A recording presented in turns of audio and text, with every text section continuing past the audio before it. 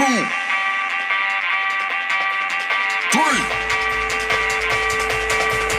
1, 2, 3. Let's go.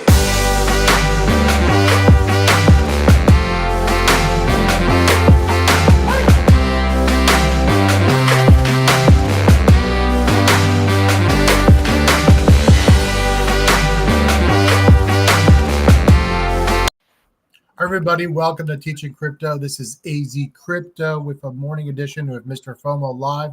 Breaking news, Alex Mashinsky arrested, files by the SEC.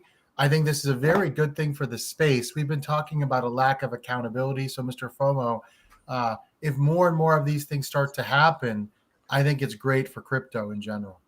Absolutely. SBF was arrested earlier. We've been waiting on more and more of these leaders of these crypto companies to be arrested, right? It all started with Do Kwon and, moved along the way. And I think this is the natural progression of it. Mashinsky misled investors. He's going to face the music. And now my question is, when is Steve Ehrlich going to be arrested? Or is he even in country to be arrested? We saw those pictures of him a little bit earlier, maybe last month, and he was out of the country in the island somewhere. So my hope is that we find Steven Ehrlich somewhere in the great United States and they arrest him too. Yeah, and I just tweeted earlier before we went live about reaction. Now do Steve. Now remember that clause they were arguing about for a long time.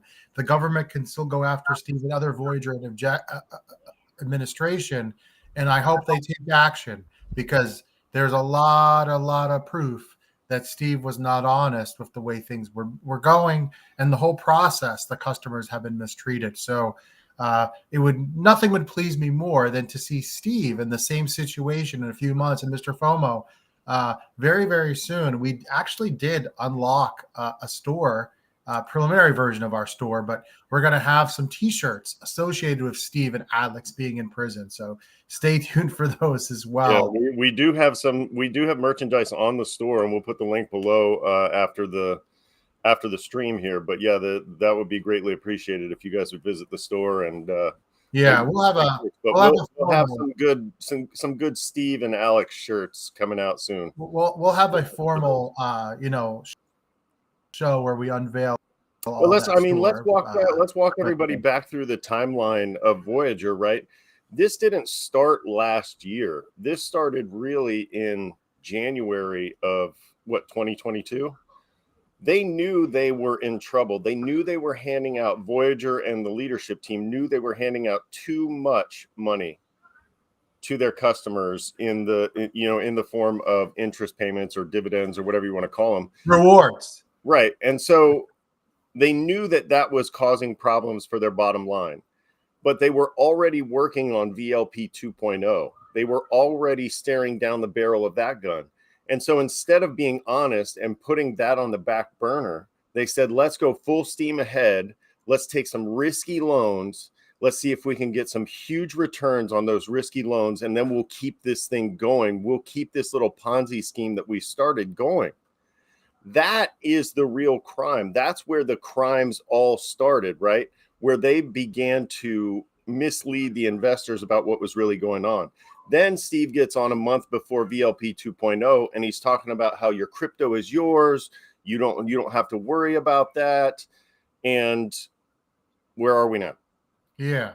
So when we talk about somebody misleading investors, we talk about somebody who has been participating in the criminality of crypto. Steven Ehrlich's right there, and I fully expect him to be next. And maybe that's why he's been on all these vacations. Well, supposedly he's taking pictures of himself to let the SEC know he's unreachable for now. I mean, you can only run and hide for so long. And Steve has stopped taking messages from most people. So we will see what happens. But he needs to be held accountable, because there was a lot of mistrust, a lot of false claims towards the end. Now, on a brighter note, MrFOMO, Litecoin last night looked like it was going to break out, and we did have a mini breakout. Yesterday, we retraced to 94, and we got up to 101 very early this morning. I actually tweeted out about Litecoin Don't ask me why I was up so early in the morning, but it looks like 101 met resistance a little bit. I think the uncertainty with Bitcoin, because what happened yesterday, I want to remind our viewers, looks like the U.S. government did move some Bitcoin. And a lot of people were expecting when the inflation numbers went down that Bitcoin was going to soar. And at one point yesterday, it had some momentum trying to go again to 31K, and it dumped again. I think part of that was the U.S. government selling Bitcoin, but also I still think there's some manipulation going on. This is someone that's been through the cycle last time. They some of these people are pretty good, these money makers, at keeping Bitcoin down for a little bit. Eventually, it is going to storm through. And when it breaks 31, 31.2, I'm expecting a nice little pump. I would not be surprised if before September, before the NFL season start, we're at 35K. Just my opinion. I can see that. I think that the manipulation probably comes a lot from leverage trading. And I wouldn't be surprised if you looked on the CME and you saw some people get squeezed out. You know, that's what really happens a lot of the time is you see these people, you know, they go long. You see it quite a bit now on Twitter. They're talking about, you know, Bitcoin to 760,000 and Bitcoin to 1 million or 250, whatever they're throwing out there. And, you know, the hype train gets moving and it's hard to roll that back in. And so I think there's probably a lot of longs on the books, and traders are taking advantage of that.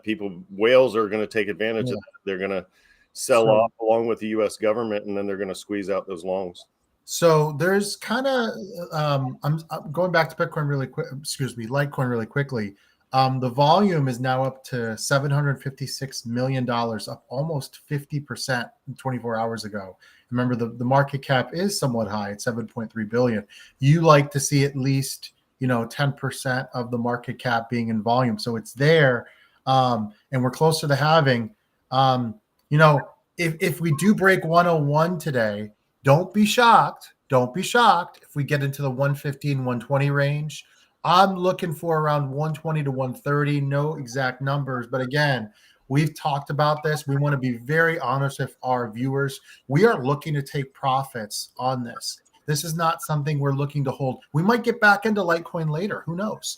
And it might retrace today too. You got to be careful. You got to be ready in crypto for all scenarios. So for entertainment purposes only, if there was a retrace back to 94, I'd possibly be looking to get more aggressive again, and even supplementing and increasing a bag, because I do think eventually in this month we're going to see something above 120. That's just my opinion. The volume, the halving, and you're starting to see more social media attention to Litecoin. I think it's going to happen. And remember, this will be the second time it's had a nice pump. We had almost a 40% pump just a few weeks ago. And so I'm looking for something similar. So we were in the low 90s last week. So now we're about 10% up.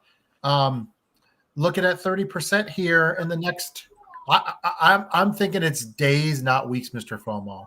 I think in the next 7 days, we're going to continue this 100 move. And like I said, we're going to be looking to get profits, and then we're going to be looking for our next opportunity. That's kind of what we're on right now. You could be holding things long-term, and that's fine.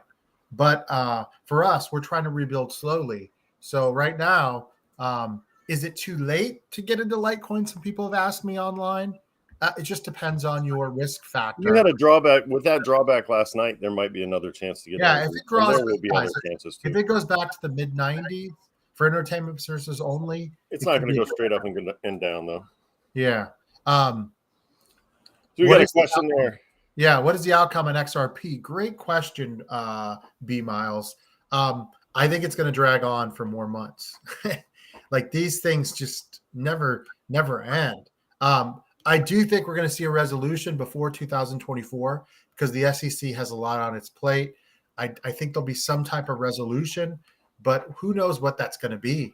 Well, they eventually they'll have to provide clarity, and part of that clarity will be finishing up this lawsuit. They can't just let it go on forever. Eventually, I mean, as we saw in the Voyager bankruptcy, proceedings, the judge will eventually get tired of sitting in on this, and so they're going to have to get the case over with. And when that does happen, your XRP holdings are going to be pretty handsome. Yeah. I mean, I would hold it because if there is good news, you could see a 2 to 3x in a day. Yeah, the people that are going to jump in. Remember, XRP is actually one of those ones that is working on international compliance. And so once they're free and they take the reins off of that, XRP is going to run. The minute XRP is deemed not a security, if it does happen, within hours it would be listed on Coinbase. Within, if not 60 minutes. You would hope so. And then you would get into what we talked about before, that Coinbase pump. So yeah. No, I mean, just media attention alone, and it would be great for the crypto market. I think that would absolutely help Bitcoin as well. Definitely. By the way, guys, if you haven't checked out our latest video, we gave some great advice on what to do as we start this bull run. So if you didn't get a chance to do that, I would recommend going back and getting that. But anyways, MrFOMO, we got some great things coming up, more token reviews. We are officially launching the store, even though the link is there. We got some cool ideas coming up that we'd love for you guys to take a look at. So for MrFOMO, this is AZcrypto. You guys have an amazing day, and we will see you later. See ya.